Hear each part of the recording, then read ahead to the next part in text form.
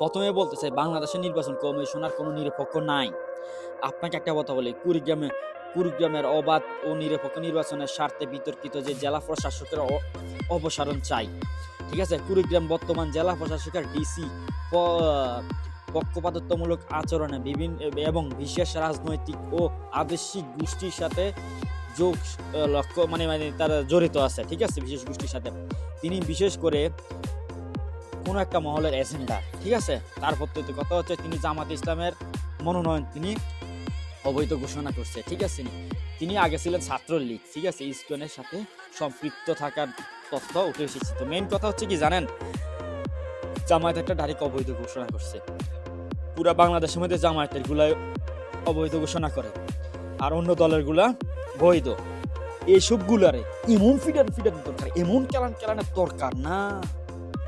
আপনারা কমেন্টে বলে যান, বাকিটা আমি কিছু আর বলতে চাই না।